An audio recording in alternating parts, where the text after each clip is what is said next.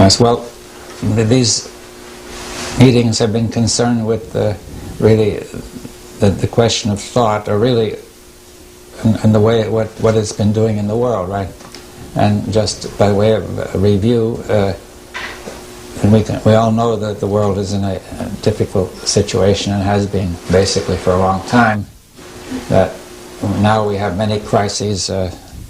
In addition to the latest one in the Middle East, which has no clear solution, we have also the ecological crisis, which has gone on the back burner, I think, and we have economic crises developing, and we have the fact that there's nationalism all over, and people seem to have all sorts of hatreds, and we have religious hatred and inability of people to get together to face the common problems, such as the ecological one or the economic one. Everything is interdependent, and yet the more interdependent we get, it seems the more we split up into little groups that don't like each other and are inclined to fight each other and kill each other, or at least not to cooperate. And so one begins to wonder whether it will be possible, what is going to happen to the human race. Technology keeps on advancing with greater and greater power, either for good or for destruction. And yet it seems that it tends to be used more and more. There's always this danger of destruction. We no sooner had this rivalry between America and the West and the East, or sort of dissolved away, and then we have this problem. The Middle East pops up, and doubtless another one will pop up later, and so on. It's sort of endemic. It's not just something that occasionally happens. And it's in the whole situation. Now, I think we're all familiar with that situation, and if you think of technology advancing, you have nuclear bombs, which will perhaps soon be available to people like Saddam or to somebody else if he goes, and you have biological weapons and chemical weapons and other kinds of weapons they haven't yet invented but surely will.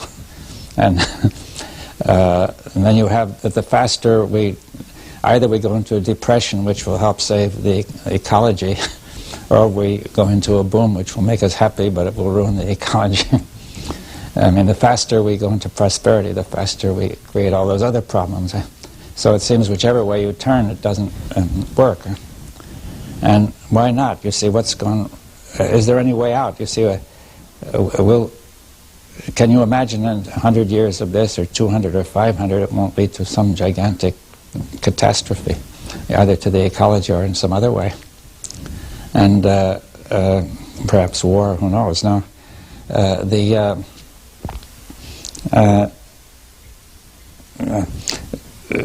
so it seems that people have been dealing with this piecemeal, looking at symptoms, right? Saying we've got to solve this problem or that problem or that problem, but there's something deeper which is constantly generating these problems, which people haven't been considering. Right? The way I used to have the analogy that there's a stream and people are pouring pollution upstream and they're trying to remove it downstream. But as they remove it, they may add some more of a different kind. So what is the source of all this trouble, you see? Now that is really what we've been concerned with in all these dialogues of the past few years. And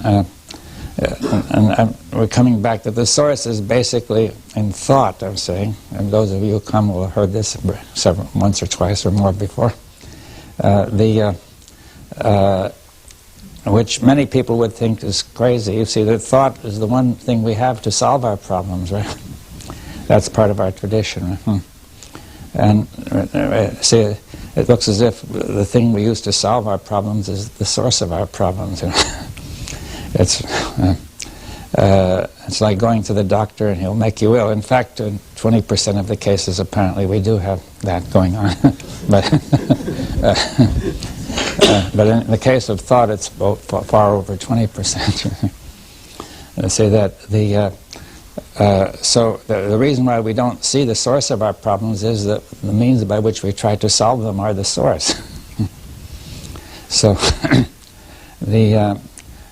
but that may seem strange to somebody who's first heard it, because our whole culture prides itself on thought as its highest achievement. And it's the achievements of thought, I'm not trying to say, are negligible. They are very great achievements in technology and various other ways, and culture. But there's another side to it which is leading to our destruction that we have to look at. So now, what is wrong? I'll try to say what is wrong with thought. I'll try to give some brief summary, and we might start talking about it if you like. Well, one of the obvious things wrong with it is fragmentation. The thought is breaking things up into bits which should not be broken up. You see, we can see this going on. We see the world is broken up into nations, more and more nations. Russia had no sooner got rid of the communist dictatorship when it's breaking up into a lot of little bits, which obviously can't manage, and they're all fighting each other, and it's a source of concern that they're doing this, a concern for the whole world. Right? You have new nations all over the world. I was reading an article about during the Second World War that nationalism developed in Latvia, Lithuania, and Estonia. They say Lithuania for the Lithuanians, Latvia for the Latvians, I don't know, Armenia for the Armenians, and so on and so on.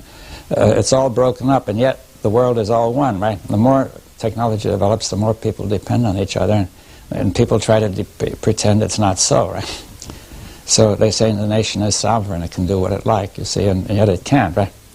The United States can't do what it like because it depends a lot on other countries for supplies of all sorts, oil, and it depends on Japan for money, apparently, and so on. So now Japan can't do what it like, obviously. It seems very hard for people to accept this simple fact seriously. And nations get to fight each other and kill each other. They say, for the nation you must sacrifice everything, or for your religious differences you sacrifice everything. We split into religions. You see, we split into racial groups and saying that's all important, and all sorts of splits inside each nation. There are various splits. You can see people are divided up and into sections and into all kinds of interests, and then it goes on down to the family and inside families and so on. People are supposed to be getting together, but they can't.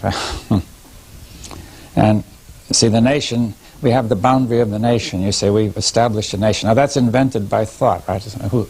If you go to the edge of the nation, there's nothing there particular, unless somebody made a fence, right? Now, so it's the same country. The people may often be not very different, but it's all important what's one side or the other. It's thought that makes it so, you see. I was informed that most of the nations in the Middle East were invented either by the British or the French, that their various bureaucrats drew lines and said, that's the boundary of this nation, that nation, and there they were. Now they all have to fight each other. You see, so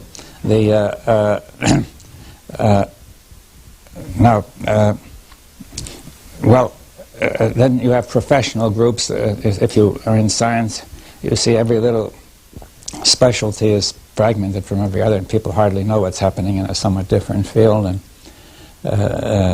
it goes on. Knowledge is fragmented. Everything gets broken up. You see, now what is broken up is something. In other words, what we are doing is establishing boundaries where really there's a close connection. That's what's wrong with fragmentation. And at the same time trying to establish unity where there isn't any, or not very much, right? Inside the boundary we say we're all one, but when you look at all these groups, they're not all one at all, right? They're all fighting each other inside as much as they're fighting outside. So we have false division and false unification, right? In other words, thought is pretending that there's a sharp division here and really everything is unified inside when it's all not so. So this is a fictional way of thinking. The question is, we say, to go on with this fictional way of thinking seems to be very important. It's so important that the actual fact that it's wrong is ignored. You see, so that it's not that way at all. Right? So See, then it seems strange why should people do such a strange thing? See, it seems it's really could be thought of as irrational, or at the very least, or crazy, perhaps. That so much trouble is created out of such small things, right? Which may prevent our survival, even. Right?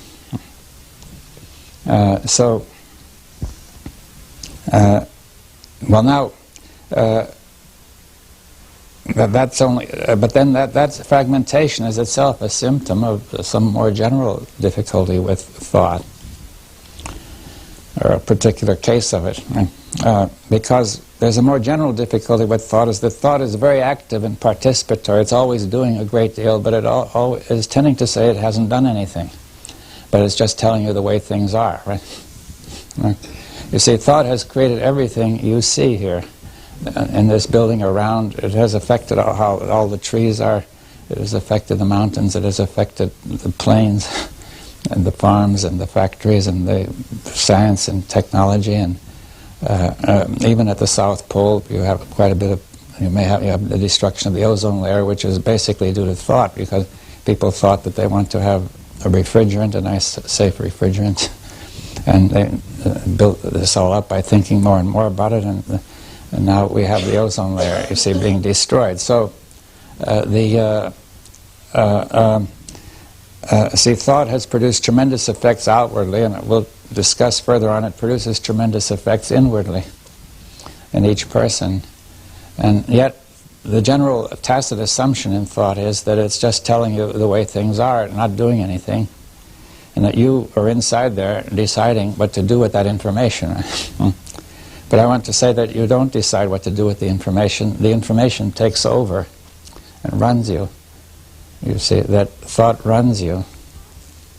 But it also gives the false information that you are running it, right? That you are the one who controls thought, whereas thought is the one who controls each one of us, right? We don't, until thought is understood, which, or better yet, more than understood, perceived, it will actually control us, but create the impression that it is our servant. It is just doing what we want it to do.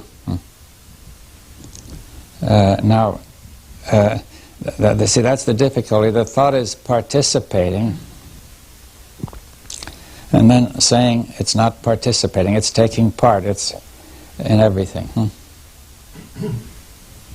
Now, fragmentation is a particular case of that. You see, thought is creating divisions out of itself, and then saying they're there naturally. The divisions between nations are regarded as being just there, you see.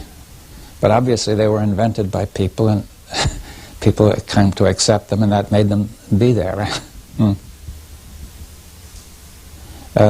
The same holds for the divisions between religions. Every religion was invented by somebody thinking that he had a certain idea about God, and that was right and true, and eventually other religions weren't right, and eventually that you could catch that the other religions were inferior, or perhaps even heretical, or evil or wrong, and you could fight them, try to suppress them and destroy them. And there were vast religious wars, and in fact we may still have some more coming.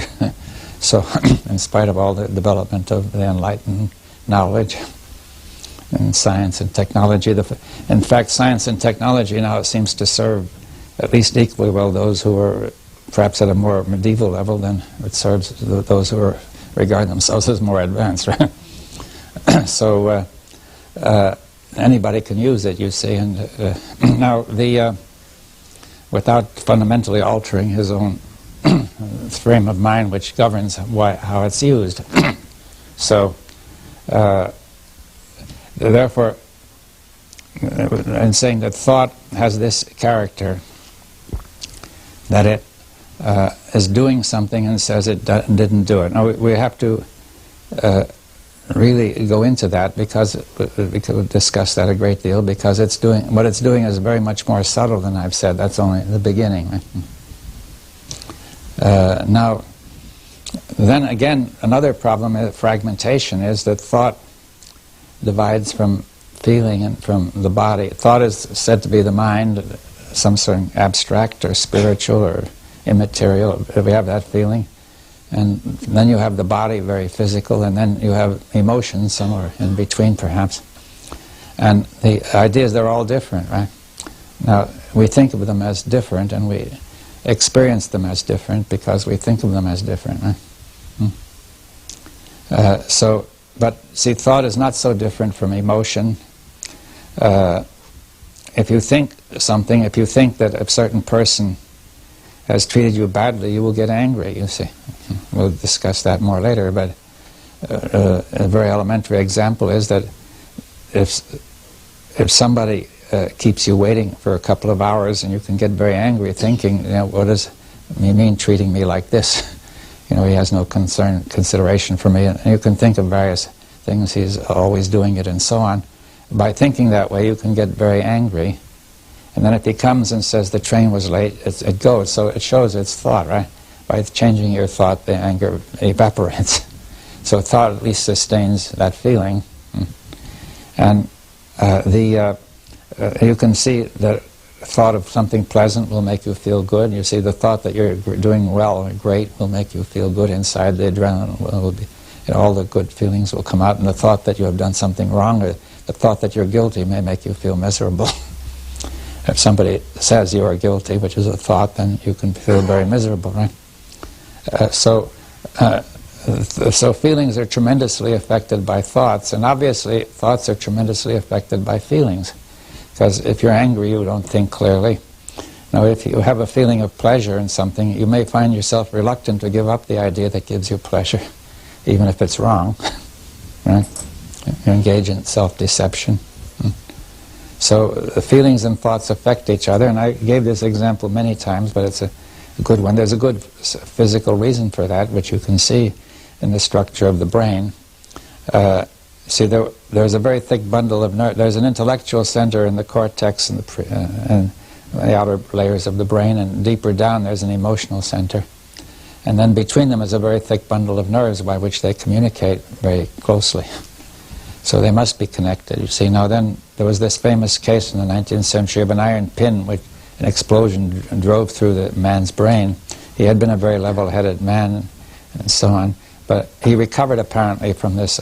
It came right out, you see, and then he recovered and he was physically okay, but emotionally he was totally unbalanced, and intellectually he couldn't maintain any very consistent line of thought. So the breaking of the connection of the emotional and the intellectual centers prevented the system from functioning. Right? You see, what happens is that the intellectual center will normally tell whether an emotion is appropriate or not. That's what happened when you were angry. Somebody delaying you 2 hours, and somebody else came and said the train was late. You believed him. Then the intellectual center said there's no longer any good reason to be angry, and the emotional center duly said, okay, no reason. I give up my anger. Right? And vice versa, the emotional center may be sending, may send information saying that there is danger, there is this or that, and the intellectual center picks it up and tries to find out what is the danger. Right? It thinks. So therefore, they're intimately and closely related. The very wish to think must come from an emotion or from an impulse to think, so they're really almost two sides of the same process, right? But our language separates them, and our thought separates them. It's fragmented. You see, we introduce in our thought a very sharp division, just like between nations, where there really isn't such a division. We're introducing a fictional way of thinking about this situation. And if our thinking is fictional, it will mislead us. I mean, now, that's really... so we have this question that emotions and intellect are closely connected, and I think it's worth repeating what I've said the last 2 years, that in the language we have a distinction, thinking and thought. Right?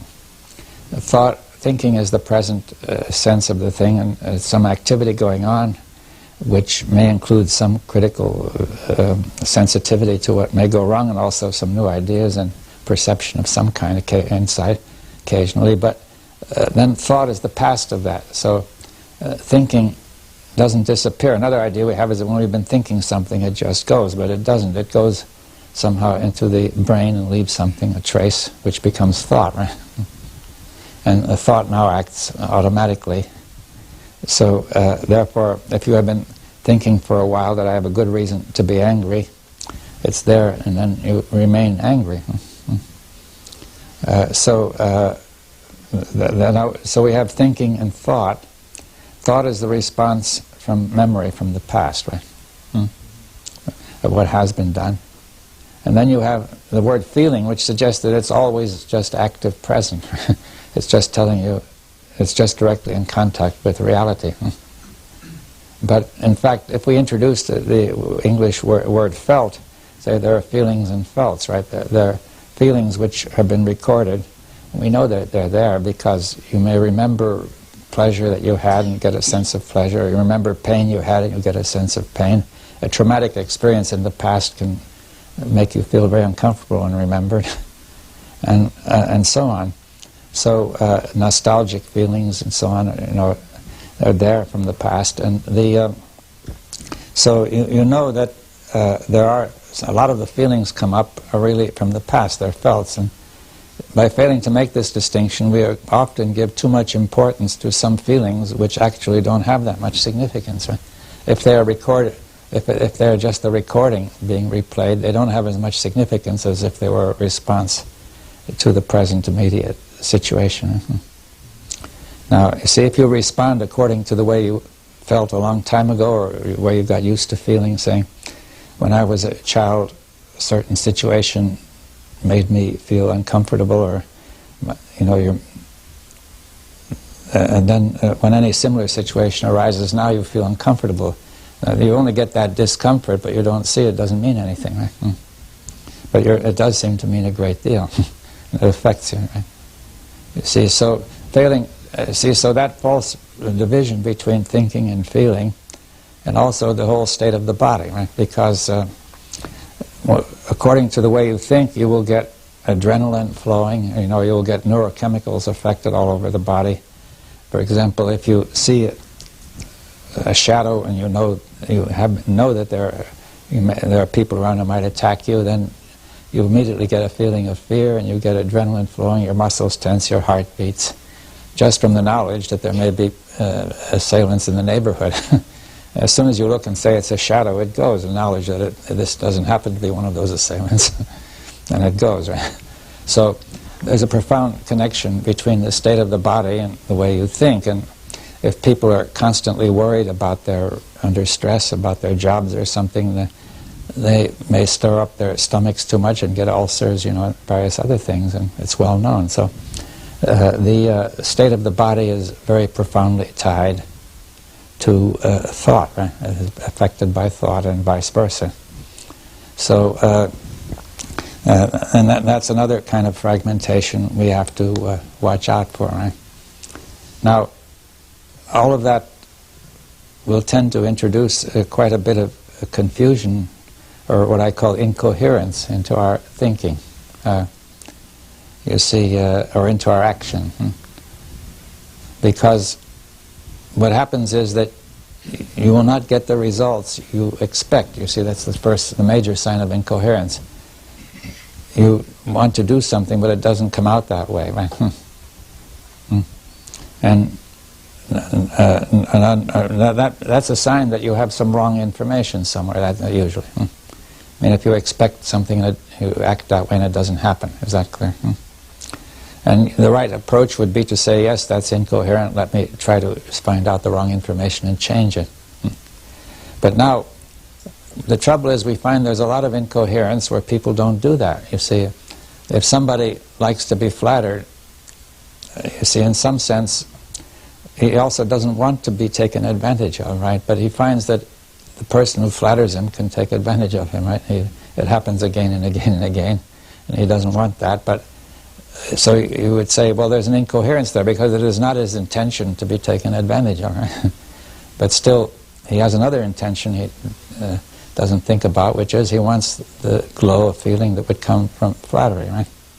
Now, one implies the other, because if he accepts that then he also will accept the truth of what the person says, and a lot of other things he can be taken advantage of. So he's got incoherent, he's got a conscious intention, and another one which is going against it, right? Exactly.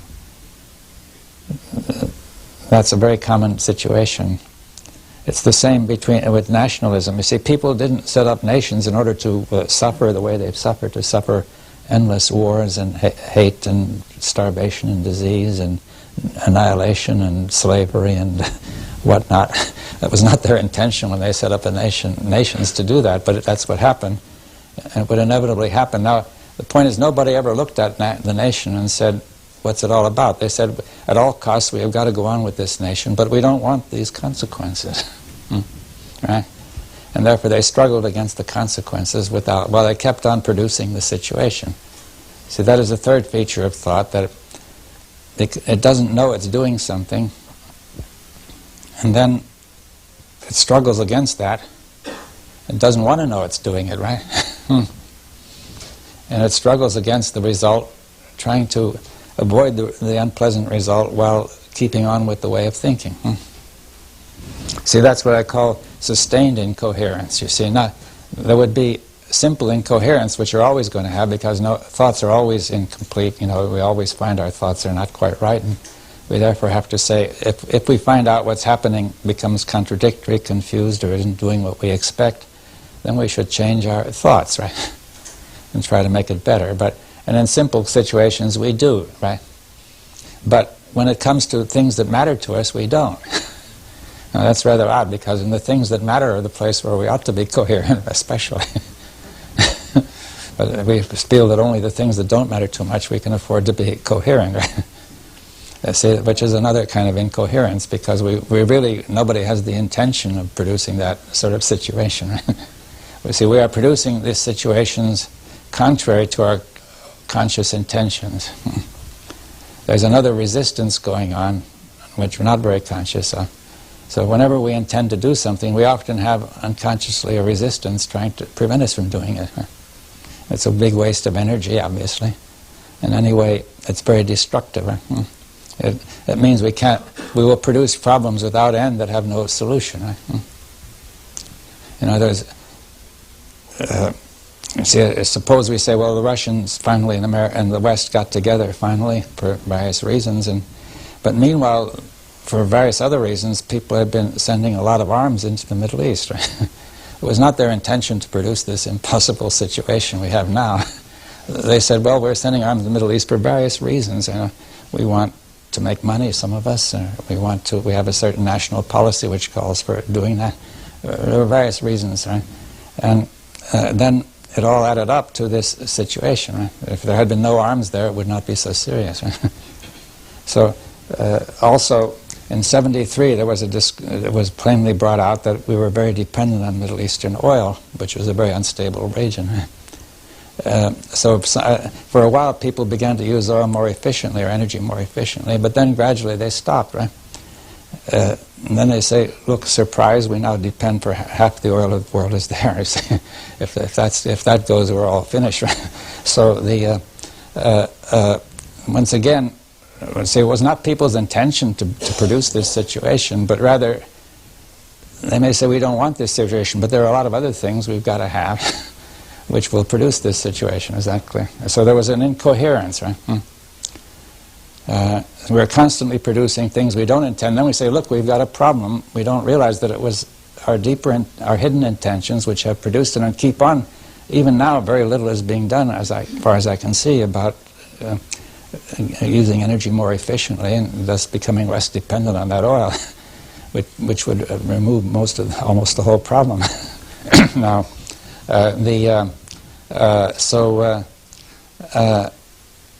we must ask, why is there this incoherence? I mean, nobody wants that situation, and yet people want things which will inevitably produce it, right? They think it's thought that makes people say that's necessary, right? See, so therefore thought has come to this kind of incoherence, and I think that's really the kind of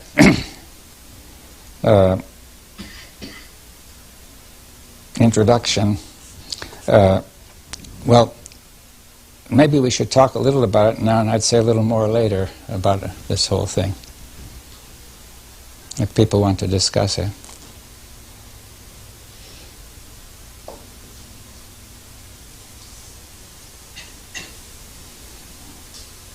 Or is that too depressing to discuss? Taking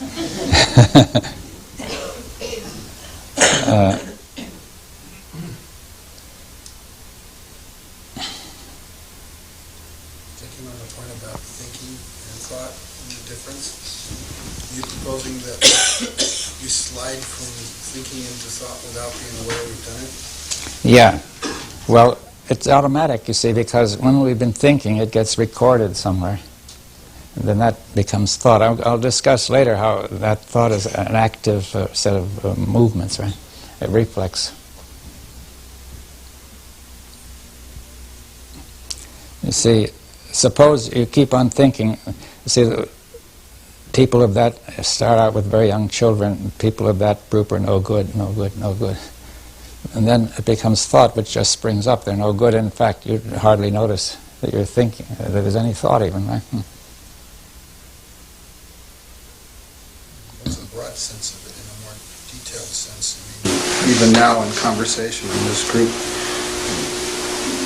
while you're talking, there's a process of thinking, and which is, as you said, alive, or more in the present. And then there's other stuff happening in us, which is thought, and we don't seem to have the ability to distinguish the two. No, well, we don't seem to distinguish the two. We say, well, sometimes we do, because sometimes we say, I thought that before, you know. But generally we may miss the distinction. And with feeling, it's even harder to see that distinction between what's the past feeling coming up, I call it the felt, and something which would be an active present feeling, right? I wonder how much of the fracturing is taught in the Newtonian and Christian model, Judeo-Christian model of the fracturing. And how much is our brain intrinsic? And this is actually its behavior, its normal, natural behavior. I mean, I remember in grade schools being taught to fracture, classify, and disorganize, take things apart. And my interior was violently against it because I saw this whole knitted skein as an uneducated person. So I'm wondering whether the brain naturally wants to fracture and analyze, or whether it's part of the way we teach ourselves. Well, it is to some extent part of the result of the way we are taught, I'm sure.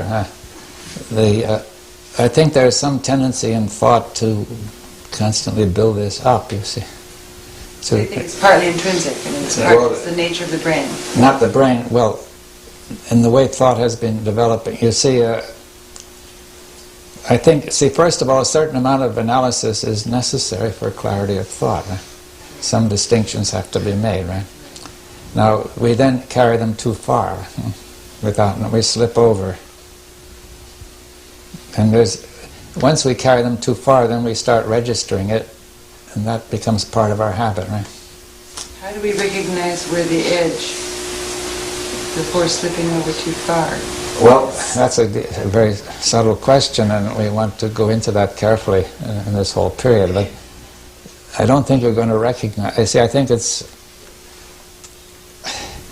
you'll see that something much deeper is involved. To get free of that is much more than just recognizing that difference, right? But I see what we have to do is to see some sort of notion of what sort of trouble we're in now. Right? In other words, we started out saying the trouble is the world is in chaos, but I think we end up by saying that thought is in chaos, right? And that's each one of us. And that is the origin of the world in chaos, right? And then the chaos of the world comes back and adds to the chaos of thought.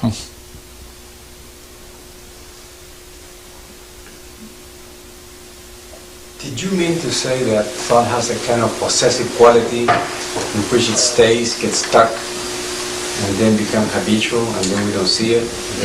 Yeah, well, I think everything has that sort of quality, that whenever we repeat something, it sort of gradually becomes a habit. Perhaps I'll discuss that presently, but it will be a key point, you see, and we get less and less aware of it, right? You know, you just, if you brush your teeth every morning, you probably hardly notice how you're doing it, right? It just goes by itself. Our thought just does the same thing, and so do our feelings, right?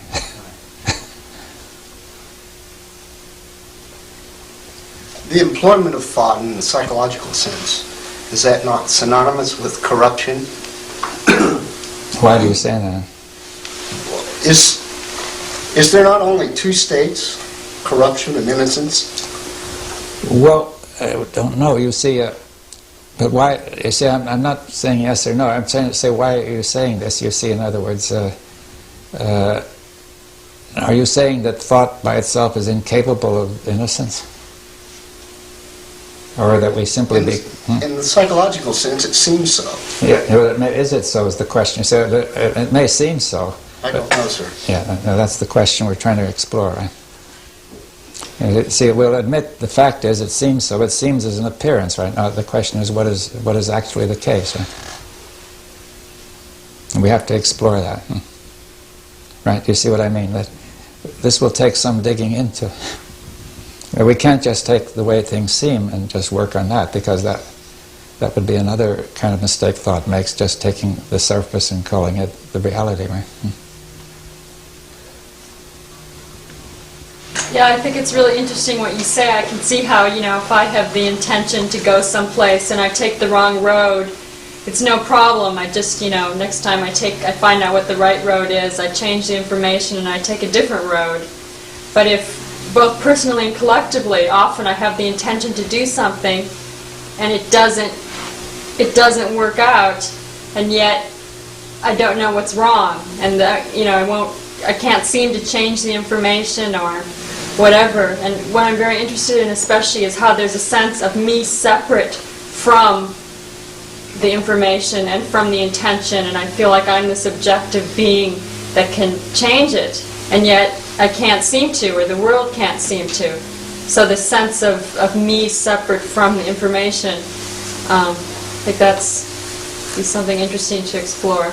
Yes, well, we will try to get into that during this whole period. You see, that's another subtle question, but we have that feeling, as you say, that what seems to be, and we don't necessarily accept what seems to be. See, if we accept what seems to be as what is, then we can't inquire, right? I mean, if what seems to be were perfectly coherent, then I'd say, all right, why question it? But since it's highly incoherent, I would say a good reason to question it. Right? That would be common sense in most in ordinary areas of life. Now, it seems that all that's happening, that we all want to do things and we can't do what we want. Something else seems to happen that stops it. Now, see, some of the people who are running corporations are getting interested in this question because they have the same problem. I know some people who are working in this area, and they find that when their boards get together, they can't seem to get the result. They can't agree, and they can't get the results they intend either. That's one of the reasons that they're sinking a bit. And once again, now, but there's a fellow who has written a book, Peter Senge, The Fifth Discipline. He has analyzed some of these. I don't say he's got to the bottom of it, but it's interesting. He has made some sort of analysis which shows that very often it's because they are not following the effect of their thoughts. You see that when they think something and something is done, then it spreads out to other companies, and then it comes back a bit later as if it were something else, right? Independent, is that clear? So they treat it as an independent problem, and they keep on, and thereby making it worse because they keep on doing the same thing. So their way of thinking is creating a problem. It takes some time for the problem to get back to them. By that time, they've lost track of it.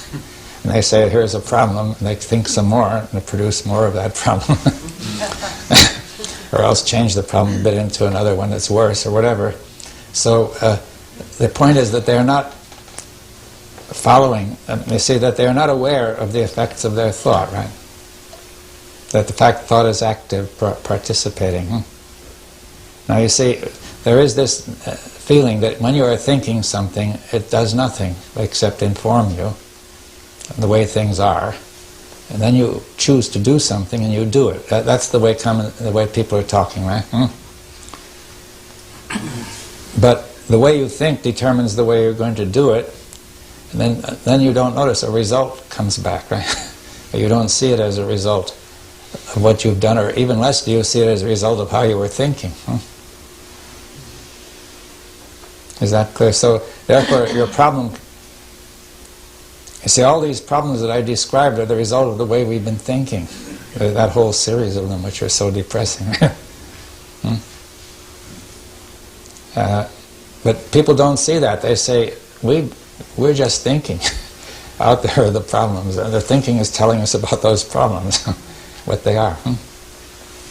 So if I see a situation which seems so very obvious that a whole group of people are acting very incoherently, and then I think I see it very clearly that they're being incoherent, and then I start to act to correct that, I mean, I'm not noticing that my own thinking and my own may be incoherent, and the action then will be all... No, because you're not thinking, you may be caught in the same thing, you see. Yeah. In fact, you see that...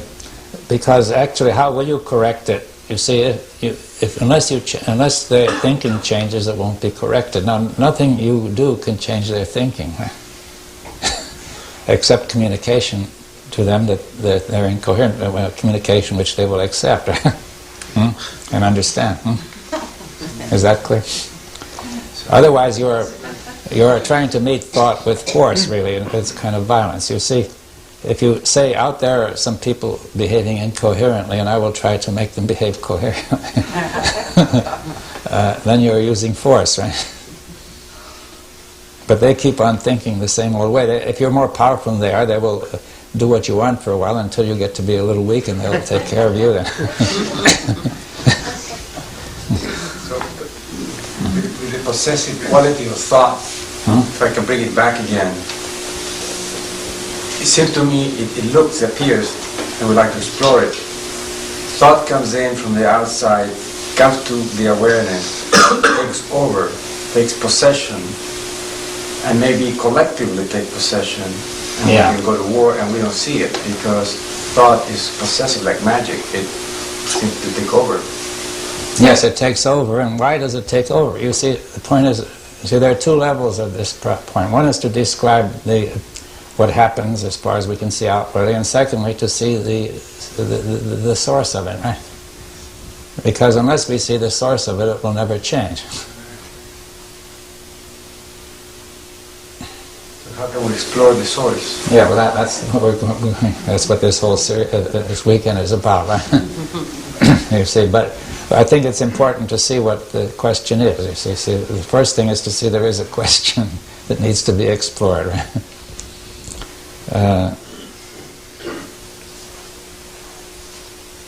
Right back there. Can thought be aware of itself? Well, that's a subtle question. You see, I think we'd have to, perhaps it would be best to leave that go for a while. On the surface it appears it wouldn't be aware of itself if it's just memory. But we need some kind of awareness of what thought is doing, let's put it that way. That seems clear. But which we don't have, generally speaking. What's that word you use? I used the word in previous times, proprioception, self-perception of thought, you see. And we'll come to that, as we go along. But there may be a way to get into this. But I mean, I think, we should look at, the thing, in sort of a general way at this, and for this evening. It would take us rather longer than this evening would make available to go into that. Now, that it's not by any means, it doesn't look entirely impossible that we could approach this question somehow, but it is a very difficult question. You see, there are two reasons why it's difficult, which I would put. One of them is that there's a fault in the process of thought. Which what I mean by thought is all the whole thing. Thought, felt, the body, the whole society sharing thoughts. It's all one process. It's essential for me not to break that up, because that's all one process. and somebody else's thoughts become my thoughts, you see, right? And vice versa. So therefore, it would be wrong and misleading to break it up into my thought, your thought, my feelings, these feelings, those feelings. For some purposes, all right, but not for this purpose we're in now. Now,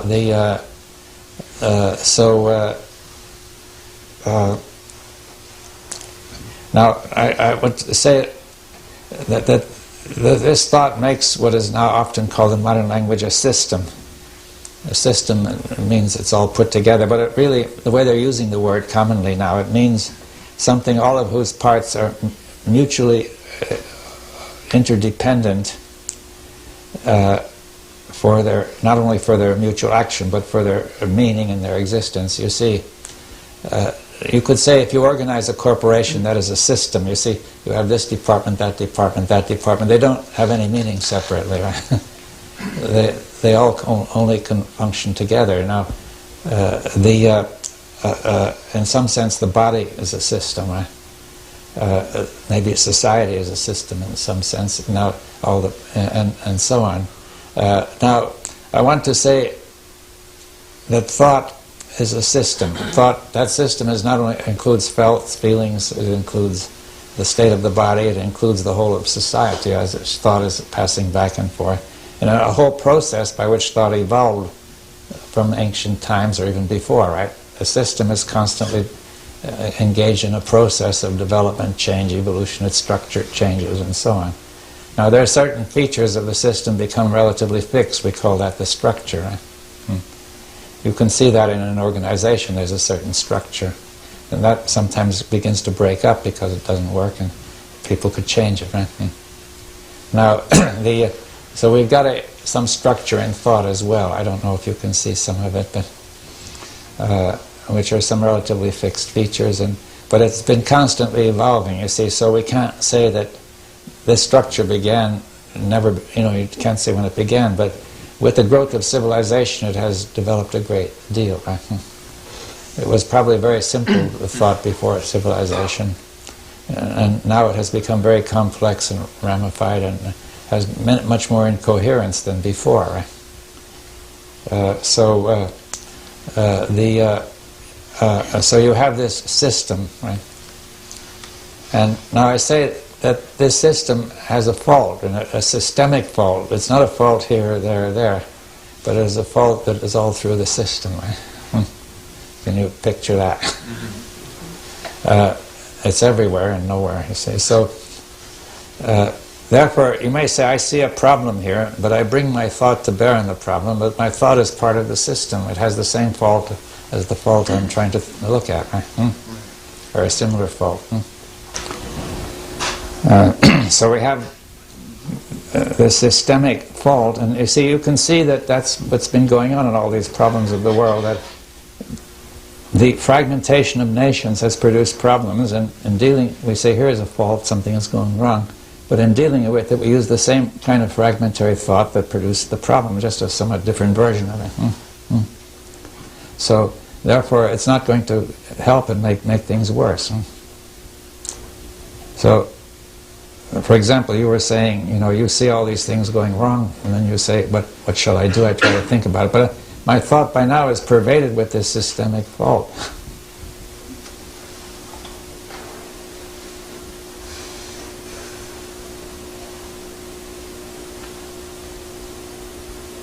Is that clear? Yes. So what does that call for? Is it like the whole system has been polluted? Well, that's one way of looking at it, yes. Something has happened in the whole system which makes the thought wrong in the whole process not straight in the whole system, right? Any part of it, there may be bits of it which are okay, but it doesn't stay, right? I mean, you extend it. It's a bit like, I used to say, like the thing of saying the egg which was rotten only in parts. You see, there might be some parts which haven't been rotten, but they'll spread, right? You see, so we can get some relatively clear thought in science, right? It's not entirely clear because scientists are worried about their prestige and status and so on. Sometimes they won't consider ideas that won't go along with that, or with their prejudices or whatever, but nevertheless, science was aimed at not having that, right? It was aimed at seeing this fact, whether you like it or not, and looking at theories, objectively and calmly and without bias and so. And then to some extent, it was achieved better than in some other areas of life, right? So therefore, some results flowed out of science and technology, which are quite impressive. A great power was released, and then.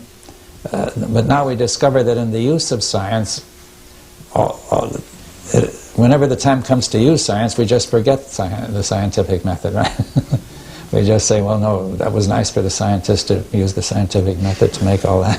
And from now on, we say, well, the use of this thing will be determined by needs of our country, by my need to make money, or by need to defeat that religion, or whatever, right? Or just my need to show what a great, powerful person I am, right? So, therefore, we now say, relatively unpolluted thought has been used to develop certain things, and then we always trust to the most polluted thought to decide what to do with it. Well, that's part of the incoherence. I'm just repeating it, but Are you saying that as we get into this pollution, we cannot see our true intentions? But not only that, we don't know we don't see that our intentions are incoherent, and perhaps that they're arising out of the pollution. I think as an individual, we strive to resolve these things in ourselves, that what are our intentions, and as individuals, what causes us to act or think the way we do. And at the same time, I see that part of the problems you described, the global problems, are a different kind of problem that individuals haven't faced. For example, individuals want to survive and want to reproduce. That's no longer possible in the sense that it was before, because a lot of our problems are we have too many people. So there's both working on this as an individual and somehow collectively realizing that we can't do the basic things individuals used to need to do, that something has to be changed. Yes, so that's quite true, but you see, we can't seem to do it. You see that the people trying to get together to deal with these things don't seem to be able to get very far. Like take the pollution or the climate, the change of climate, or very little has been done on it. You see, a lot of good words have been produced by various governments, but when it comes to putting a lot of money behind it, it hasn't got very far, you see. And therefore, there's very good intentions are counteracted by another set of intentions, or a whole bunch of sets of intentions, such as we can't interfere with this, or we can't interfere with that, we've got to allow this and that, and then it adds up to nothing. Right? So therefore it's the same incoherence, that the intentions we profess are blocked by another set that we not only don't profess, but may not know fully we've got. Right? We may not want to know. Right?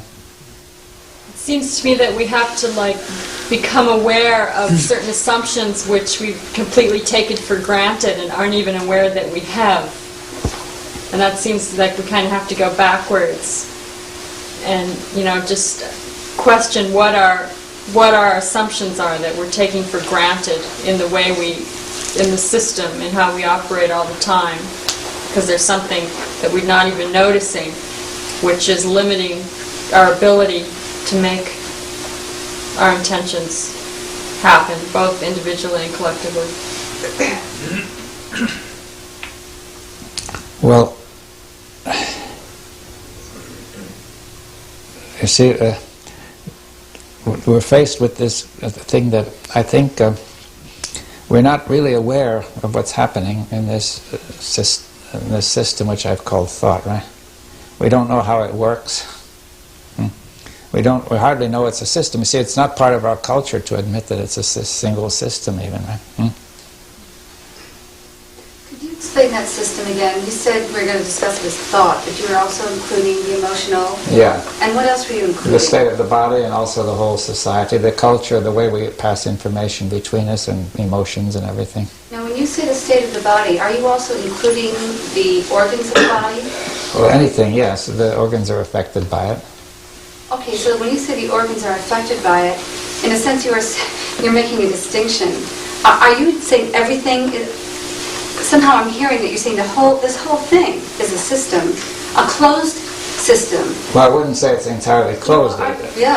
A system isn't necessarily closed. It can be open to various influences or things coming in and out. That's the whole idea of a system. But you see that it's not necessarily closed, but it has a certain stability of structure. It tends to sustain and maintain its structure, so that when something from outside comes in, it reacts in such a way as to avoid a change, a basic change, right? Right, but I'm hoping you're going to say that there is a possibility of opening up the structure or seeing it or being able Oh, yeah, there is, yes. I'm not saying the system is everything there is. I'm saying the system pervades our whole activity. Yes, I understand that. Do you get the distinction? It's like something pervading our activity, but it doesn't mean that it's all there is. But it actually has become so pervasive it may be almost all that we are able to see much of the time. So what is not in the system? Can we say what is not part of the system? Well, yes. Well, we could say for the beginning that perhaps there is some kind of perception or intelligence which is deeper, which is able to see this incoherence. You see, for example, if we say that the system itself could not very well see its incoherence very far, because it would distort it. Right? Now, I'm suggesting there is a capacity that this system could be regarded as some sort of, well, as we've said, to a certain extent it is necessary because we need this whole system of thought and so on for all sorts of purposes. Now, it has developed a fault. Now, there is, I say, an intelligence and a perception which goes beyond memory. We can't see a fact or can't see an incoherence just simply by way of, that's the first step. There's a lot beyond this system. The system is actually only a very tiny part of reality, but it looms very large, and it would be very, unless you actually see the thing I'm talking about, what I say will be incorporated into the system as an image, which will not really convey. You see what I mean? Is that clear what the problem is? You see that the system sort of tends to incorporate everything. Anything repeated several times becomes a perception, and then repeated several times becomes part of the system. So somebody may have had an insight, and then it becomes part of the system. You excluded memory, intuition from the system, didn't you? Well, it doesn't mean, it depends on what you mean by it. I think the system is able to have a kind of intuition, that, in the sense that it may imitate, it may give a memory of intuition which sort of feels a bit like intuition, you see. But intuition would not be part of the system, would it? Not if it were truly so, yes. But I'm saying there's perception, insight, there's intelligence, there's various things you can call it, which we'll try to bring it all out as we go along, which may not be part of the system. But let's put it now that I don't think it's that way, and that we're keeping it as a possibility, and we all may see some evidence that that system is not everything, right? If, I'm sorry. Aren't there times that an action is considered right by the individual?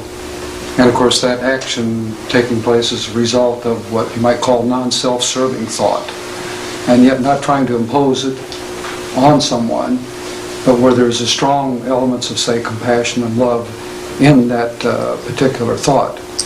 Now, in that sense, isn't the fragmentation of thought is not really necessarily a part of that activity? Is particularly if the point of not being imposed, particularly there's that sense of compassion and love in that action. Is there? Well, if there were such compassion and love, then I would say it's not part of the system, clearly. But of course, a lot of what is felt to be compassion and love is actually part of the system, right? Because once again, such experiences become repeated, become produce experiences that are felt to be the same. You see, so it's this deceptive feature that we have to watch out for. That it's just in the question of what is not part of the system where the worst confusion takes place, right? Because, see, if you confuse part of the system as not part of the system, then you're lost, right? So you have to be very careful about that, right? You see that it's no use just saying love will take care of everything. You see, people have said that for ages and it hasn't done it, right? The Christian religion was based on the idea that God is love, and they said we have one God who is pure love, and so on, Christ. And nevertheless, they fought each other, not only fought other religions, but they fought each other very violently, over very violent religious wars lasting centuries and so on, with terrible things. Now, I'm sure that these people didn't intend to get into that, you see, but because of the way they were thinking about their religion, they couldn't help it. They had another intention. The theological question took over, for example, from love, or the question of the religion being connected with the monarch of power, or this or that. You see, so it doesn't stop it to just say we're all based on love, because nevertheless it still can be absorbed into the system, right? It can be an invention of the system. What? It can be an invention of the system, talking about love. Yes, well, and also, yes, well, if you like to call it an invention, or see, I'll try to develop that a little later, how to look at that. I think to look at it. Now, does anybody else, did you have something? Well, it's just that if my whole life, all that I've ever known lies within the system, then any notion of there being anything outside of that is only a notion of the system, and I can't have any idea what that would mean. Yeah, well, yes, we don't know what it means, but we have to entertain the idea. You see, I think we have to be careful not to paint ourselves into a corner there. You see, that to say everything is in the system, there's no way out of it. Well, I'm not saying that, it's just that I might get the notion that I could visualize something which was outside, and that would be... that would still be inside, you see. Right. And see, that's why I say that becomes the most dangerous source of confusion, because then you say that's outside, that's all right. So in that way, thought produces something that says to be outside, and it doesn't say, notice that that's one of the basic mistakes. Thought produces that and says, I didn't produce it, it's really there. So when you're saying that in a way we should see the... Well, no, let me put it differently. So you're saying that we should see the difference between what is the system and what is not the system, instead of using thought to establish a boundary there, which probably would lead to a fragmentation. If we could see it, but you see, I don't know. How are we going to see it is the question, you see. Sensitivity. I guess I'm just wondering, I mean, there have been a lot of times when people have had insights into particular systems, or, you know, become aware of something and made a major change, like there was, you know, pre-science and then there was science, or there's a lot of examples like that where people did have a change, a radical change in a more limited sphere. I'm wondering if looking at how they did it in that area would be useful or relevant to, you know, getting to the root of this whole system. Well, do you have something in mind? Well, yeah, like that, I guess, like how they went from, how did human beings manage to go from never having science to having science, for example? Oh, yeah. Yeah, well, that's an interesting point, and that, you know, how was it possible for scientific knowledge to develop, which was quite contrary to the previous culture? And see, that's an interest. See, that required what I would like to call insight. Now, I can give you several examples. You see, in Greek times and ancient, and also up to and through the Middle Ages, people believed that. See, the ancient Greek idea was that the Earth was at the center of the universe, and there were 7 crystal spheres of increasing perfection. That heaven was there. The 7th one was the perfect one, and saying that celestial bodies being perfect, should move in perfect figures. And the only perfect figure is a circle. Right? So therefore they said they ought to be moving in circles. Right? And then when they found they weren't, they said, well, it's not actually a circle, but we can make it up out of circles on top of circles called epicycles, and save the appearances, as they said. But the basic idea was this order of increasing perfection, and also the idea that each thing is striving to reach its right place. It was a highly organic view of the universe, right? Everything had its place and so on. And but when people found that it wasn't working too well, they tended to move to save it rather than to question it seriously, right? Now, gradually evidence accumulated, especially after the end of the Middle Ages, that there wasn't a great difference of heavenly and earthly matter. You see, for example,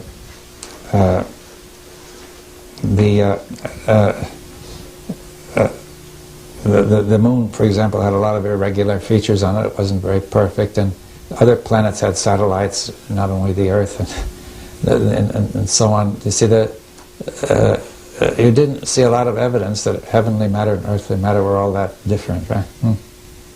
But still, there was the idea that heavenly matter is basically different. It's heavenly, it's perfect. It belongs up there, it stays up there where it belongs. And therefore everybody was satisfied, you see. Now, but there was but there was enough evidence by the time of Newton or even before to question that seriously, but many people may have done so, but not, there's a sort of an unconscious level where it still works, right? Saying, why does the moon stay up in the sky? It's only natural, it's celestial matter, it stays up where it belongs, right? You see, nobody worries about why it isn't falling, right? So, that explanation may have made sense in ancient times, but there was enough evidence to question it now. But there's a whole habit in the mind not to question it, right? Let's take it for granted. Then you see now the story is, whether it's true or not, I don't know, that Newton was watching the apple fall, and he must have had the insight that, see, the question may have been in the mind, why isn't the moon falling? And he suddenly had the answer, the moon is falling, right? Right? That's the force of universal gravitation, right? That everything is falling toward everything. And then he had to explain why it doesn't reach the ground, which he was able to do later by some calculation, showing it was also going outward. Because it was far away, it was moving away in a fast orbit that kept it off the ground, right? While it was still falling. So he had an insight, he must have had an insight at that moment, you see, which broke that old mold of thought, right? Saying, why, people would ask, if anybody ever asked why the moon isn't falling, he wouldn't even bother with the question, right? Because it was so natural that it stays where it belongs. Right? But then, by breaking that thought, then from there on, the key point of the insight was to break the old mode of thought, right? From there on, it was not so difficult to go to the new one, because you could say, if the moon is falling, then there is universal gravitation, everything is falling, and you can then go on from there. Right? So, there were other cases of that kind, you see, but and this led to the more modern view, but now this more modern view is just as rigidly fixed as the ancient view was. You see, it would take something to break that too, right? Now, to say that is the absolute truth, final, no more questions need to be asked, and so on. You see that there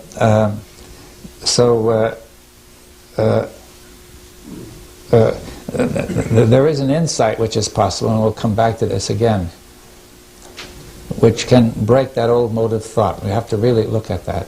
Think about it. And first think about it, and then see what we can see it. And that opens the way to something else. Now, of course, it only broke in some limited domain, right? It didn't break in this vast area that we've been talking about. All these insights in science were ultimately assimilated within the system, right?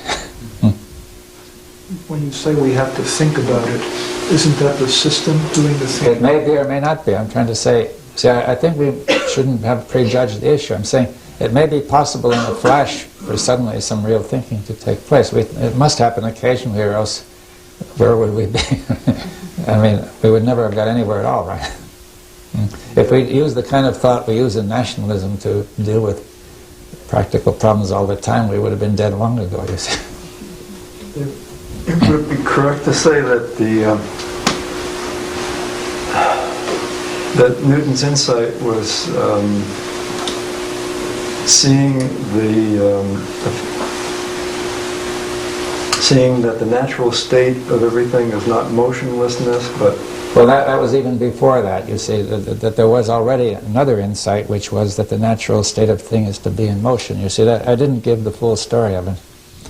I sort of focused on one point of gravitation. Maybe a how of what you were saying was very interesting in the fact that he was able to question the wrong question that he wasn't supposed to ask. It was kind of a forbidden question to question what was religiously not supposed to ask, and then breaking the pattern of thinking. Well, you see, that it often happens that when you ask what you call a wrong question, is a question which already assumes the thing that ought to be questioned, you see. It's called begging the question. Now, he was see, I don't know whether he was asking, people were generally asking the wrong questions because they were not aware of the importance of the question of why the moon isn't falling, right? So they might have asked, why is the moon going from here to there? Why is this planet going in this particular set of epicycles, and so on? So that would have been a wrong question, because it would have assumed all these epicycles which are not really relevant in the actual situation. So therefore you're led, because you don't question that whole structure, you're led to ask a lot of other questions that have no great meaning, and they get you in deeper. Now, see, your questions contain assumptions. That's the point, right? Therefore, when you question the question, you are questioning a deeper assumption, right? But that's done non-verbally. Do you see what I mean? To question the question eventually has to be a non-verbal act which you can't describe. And as it happens, it breaks all the pattern. Yeah, somehow it breaks the pattern. And we want to go into that a lot. You see, in other words, that this pattern is not just something that, you know, we're stuck with. It's inevitable, absolutely inevitable. There are signs that it could break, right?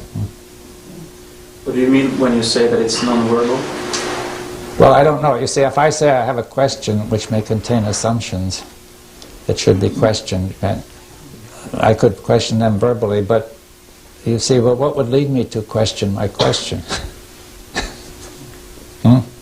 Eventually I can put it in words, but I'm saying the first step, the first flash of insight is not verbal. Do you see what I mean? Well, those perceptions were in the absence of thought, and then thought became a product of the perception. Yeah, it was affected by the perceptions, right? It took a new turn because of those perceptions. If that insight isn't thought, then what is it? Well, I don't know. You see, we really have to go into that carefully. You see, how would we answer that? You see, I can ask a question. See, if we're answering it by thought, then thought can't answer it, right? You see, so, but on the other hand, thought could still say something about it, which might help us toward the question, right? Yeah, see, we're not trying to say thought is always a culprit or always bad. It can also sometimes, in many cases, be right, not only technically, but in other areas. But we need. But you see, I think that kind of thought that would come in a thing like this, you see, is a sudden feeling of waking up a bit, right?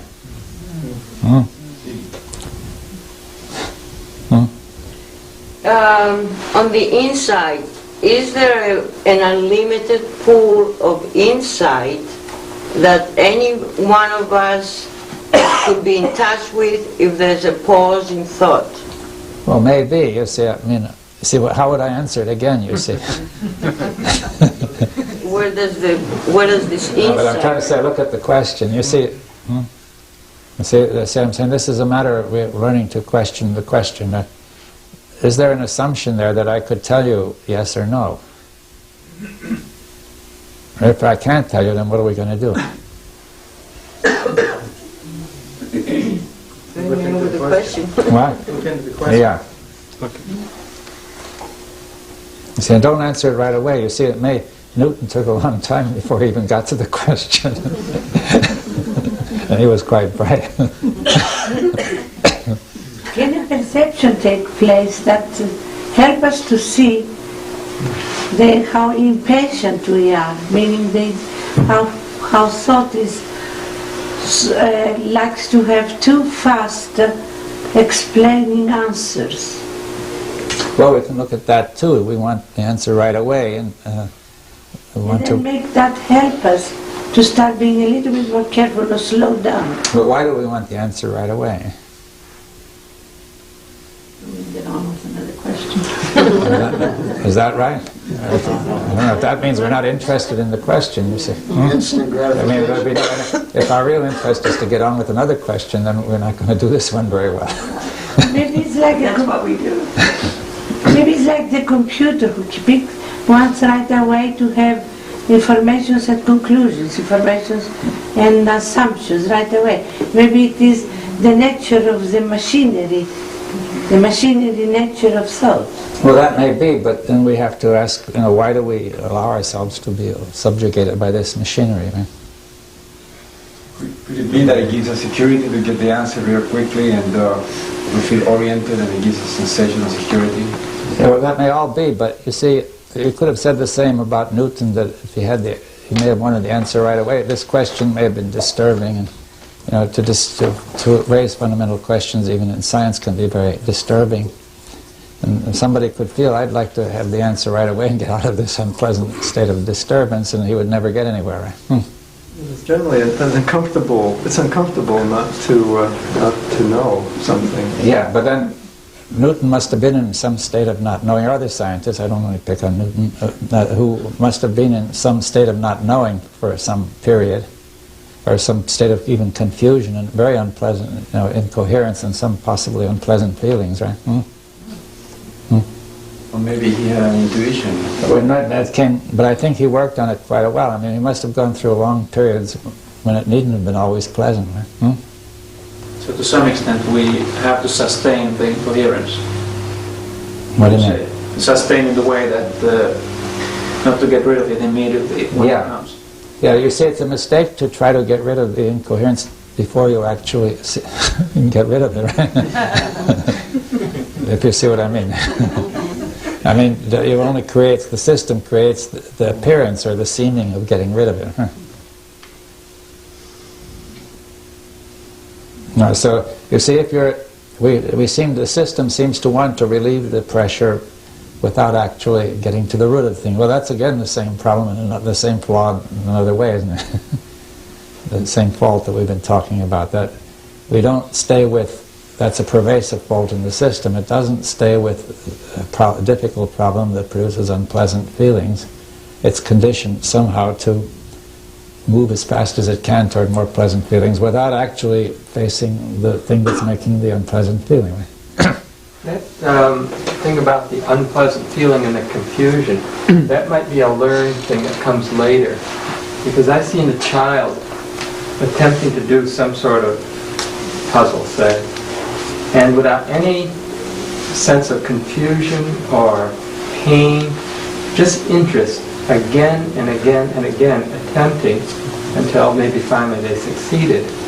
And so I wonder, I've been thinking about this, does learning come out of confusion? Or does learning come out of a willingness to face something that doesn't have any immediate answer, but it isn't necessarily unpleasant, it's just sort of an abeyance?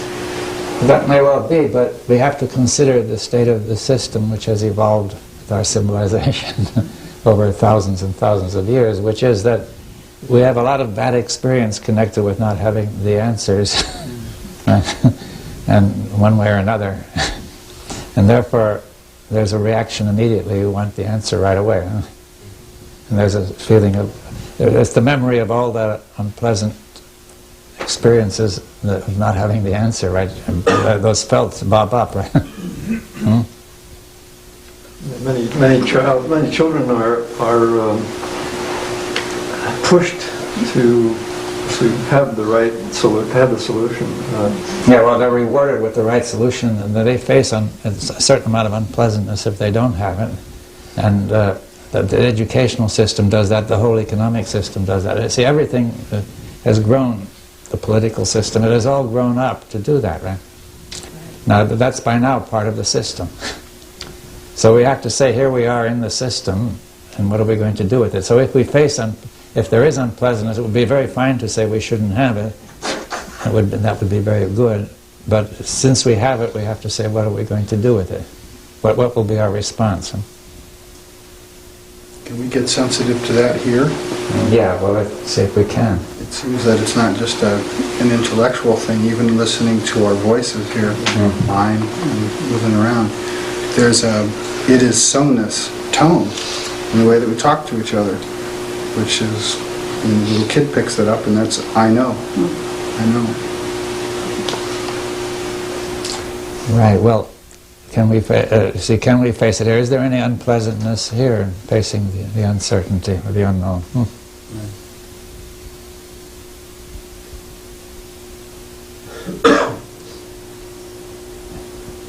You see, if there is, you'll notice there's a tremendous movement away from, that's the system set up to move away from that, right? From awareness of that. Now, you can see that if we, by inference, by just thinking about it clearly, we can see that if we keep on doing that, that it makes no sense, and the result must be real disaster, right? You see, yet we find, so we could say, my intention is not to do it, but you'll still have still find yourself doing it. So you have a sort of resistance coming from something else, from the system, we'll call it for the moment. Would one part of the fault in the system that we do not understand what is the role of incoherence in learning and in the system? That we either try to get out of it immediately, or else we sustain it indefinitely. We don't seem to find the middle golden mean, or the middle way with incoherence, in a way, letting it unfold itself sufficiently for us to understand what's going on. Well, sometimes we do. I think we understand perfectly well how that works, because everybody does it in areas where they're not too important to him. We would need sensitivity to see what's the meaning. Yeah, but again, the system is not sensitive, you see. It destroys it. You see that the system interferes with it, right? But then are you saying we do not actually see the incoherence of not, responding to incoherence in the moment? Well, I don't know whether we see really it. Matter. Do we see it or don't we see it? It's a bit puzzling, isn't it? You see, sometimes it seems we see it. You see it in an elementary technical sense. When you see incoherence and it's not worrying you or frightening you, you actually do all that you said, don't people do use incoherence? They begin to look at it and do exactly what you said, saying, if there's not too worried about it, that's exactly what people do. But when people find it's something important to them, then they can't seem to do it, right? It seems to me that in what you're saying here, we have to it's like re-educate our system, and to I don't know how to use the right words, but to understand that when we're in this state of confusion or anxiety of not having an answer, that there may be a possibility. It would seem like we have to actually articulate that for the system before I might even attempt to experience that. Well, I don't quite get how would you do it. Well, we have been educated to have an answer, okay? All my life, as soon as a teacher asks a question or whatever, if I have the answer, I'm, a good kid.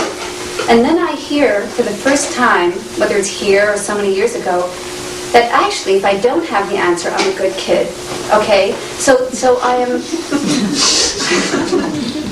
I'm enlarging the system. I'm actually broadening it to include something new that I never even conceived would be a possibility. It was just such a small thing that I had learned that was so deep. Well, yeah. Well, I'm just wondering, in a way, aren't we here doing two things, in a sense. We're actually hearing that it's okay, that it might be actually interesting to be confused. See, if I'm anxious, it's going to be hard for me not to want to find an answer to something. So I'm going to see this movement and not have any space. And if I hear, well, maybe anxiety is okay, that in itself may actually reduce the anxiety. It may. In some cases, I think. But I mean, but when you're really anxious, I'm not sure it would work. You see, that is, if you got some situation that produced, involving your interest very deeply, which was in danger. That was real. You see, if somebody, well, nowadays people may be anxious about losing their jobs, for example, and they could become very anxious about that. Now, they could think, well, being anxious is all right, but I'm not sure it would help them very much at that level, you see. No, I'm sorry. What I'm just suggesting is that if we hear within the system, yeah, I understand what you mean. Yeah. that not having the answer is not only okay, but it actually may have some deeper implications. Then to find myself in a situation where I would normally be anxious because I don't have the answer, there may be a willingness to drop trying to have the answer. Yeah, that might help, but I think that it wouldn't be enough to solve it. You see, I think it could help relax it a bit, and you see, and even there, I would like to say one more point, that it's not merely that you have heard that this is all right, but you must have seen that it's all right. You see, in other words, it would be still part of the system if you merely took my word that it's all right. You see what I mean? But actually, having heard it, you saw that it made sense, right? Yeah, I think that, yes, I hear what you're saying. You have to have a display, is what you're saying. Well, but you have to see that it makes sense. You see that it's coherent. In other words, that this would be the coherent way to function or operate. To allow anxiety to be there. If you're anxious, you've got to say, that's it, I'm anxious. That's part of the whole situation, right? But then you have to notice that the mind is conditioned, or the system is conditioned to move away from that anyway. And that's also part of what you have to be aware of. So I was saying, by saying all this, we have begun to move. And by seeing it, and seeing that it makes sense, it's coherent, then a certain move has begun, loosening up the system. Does that make sense? Yes. Yeah, I think that's just what I was saying. Yeah, I know. No, that's what I meant. It is what you're saying, but I put it in other words. Oh, yeah, much nicer.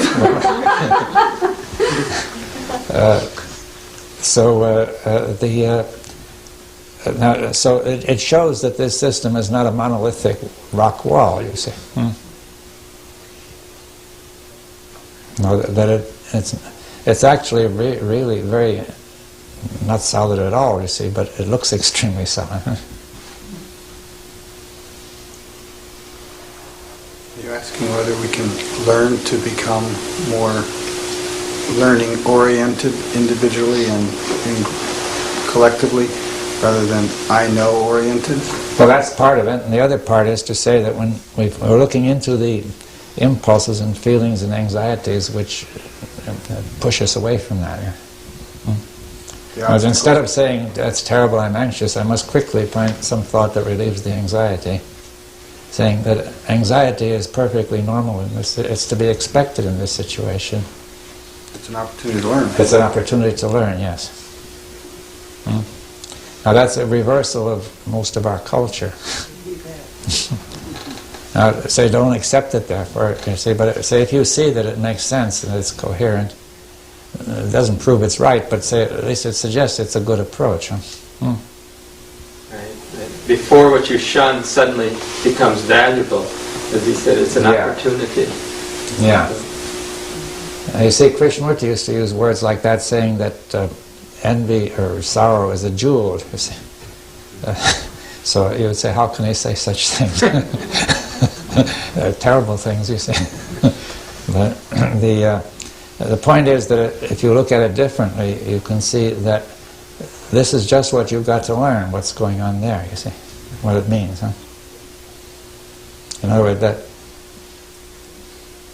all these things are now, the fact that you have all this going on which you don't really want is a sign that there's incoherence. Are we saying that we call to us what we need to learn? What? Are we saying in a way that we call to us what we need to learn?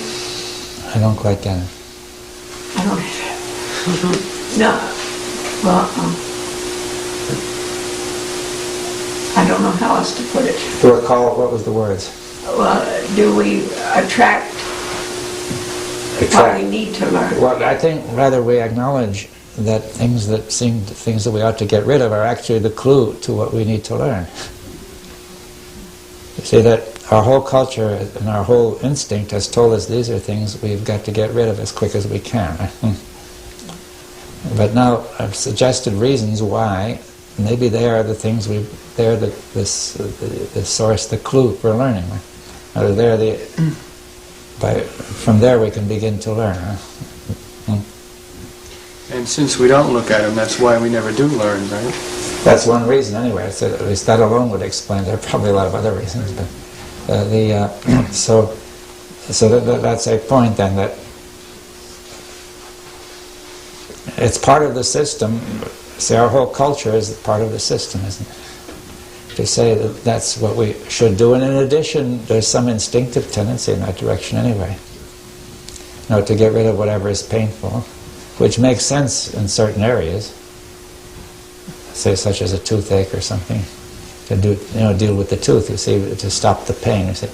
But even there it could be wrong. If your only intention was to get rid of the pain, you might just use various drugs to relieve the pain until the tooth rots, right? You see. See, the pain is an indicator of something wrong. It should be looked at in that way. Something which is not coherent, right, is going on. That's interesting, because psychological pain is an indication of something wrong, but usually we try to think what the wrongness is, whereas the wrongness is the actual incoherent, the disturbance, which is a signal of the incoherence. Maybe that makes sense. Yeah, I understand. Yes, the point is this, it's very hard to get this straight, but we'll have to finish up in a short time now.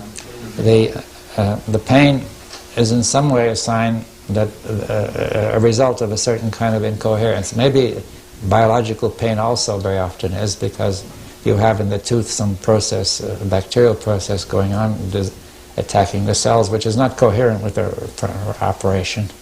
And pain is a warning of that, right? Now, so pain, I think, in general, could be looked at that way. That pain, and there are people who cannot feel pain, and they really hurt themselves all the time. Their pain nerves are damaged. So, and in fact, epilepsy seems to be that the pain, it's an attack on the nerves which prevents you from realizing, from feeling pain, so that these people destroy their muscles by using too much force.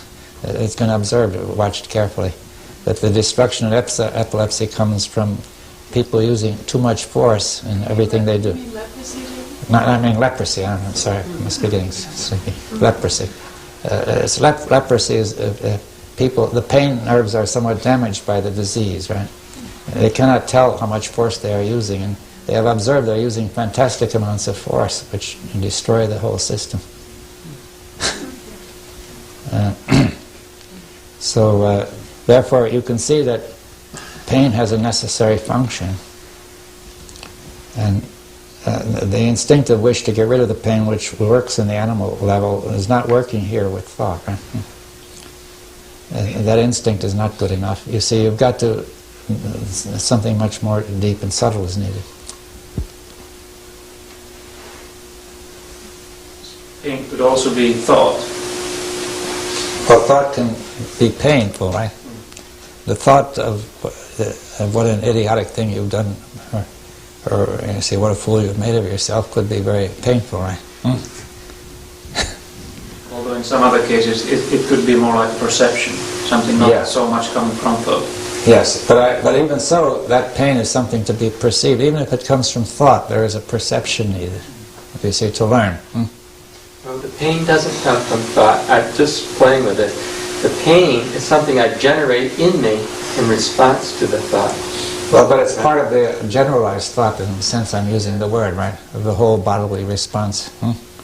But see, if I didn't understand that, I would try to solve the problem of the pain which I am generating through my thinking, whereas I am, in a sense, deliberately paining myself in response to a thought, unbeknownst to myself. Yeah, you're hurting yourself is a simple way to put it, that you see, and that's really, so But once the thought is there, doesn't it, once that image is there, isn't the response often immediate? I mean, it's not that we're doing it to ourselves so much as that the thought itself seems to bring physical pain, doesn't it? Yeah, well, that's part of this generalized, I'm trying to say thought is never just thought, it's also the bodily state, the feeling. You see, those nerves just, whatever's going on in the intellectual part just connects with everything else, right? It flows out so fast that you can't keep it in one place, right? So that a thought of a certain kind will produce either pleasure or pain.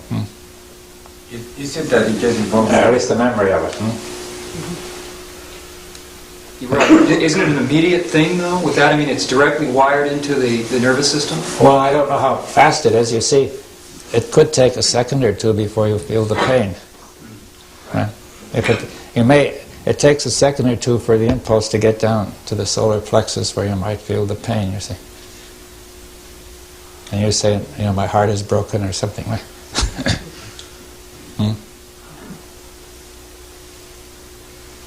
Well, this is interesting then, because I think the question that was brought up, that maybe it isn't the thought then, but we are doing something if there's a lapse time there. That's what I'm wondering about. But we're not doing anything. See, we'll discuss that. It's all, I'm trying to get across a different picture, which is that it's one process, unbroken. Right. And we're not doing anything. Okay. That's right? what I'm asking. Yeah. It's going on by itself, but the thought is saying, we're doing it, right? Right. No. That's... No. What? The thought is that it is being done to me. Like you said something, and therefore I am hurt, and I actually physically hurt. Yeah, well, all right, the thought is double. The thought is that the thinking is being done by me, and the pain is being done by you, right? Whereas the pain is being done by me. Well, by the same thought that does it all in the first place, right? Is it because the emotion mediates the process that is so fast? The emotion is very fast, that's true, yeah. The pain is always mediated by emotion. Yeah, but it may take a second or two before, the emotional center is hit very quickly, but then there's another center down in the solar plexus that takes longer.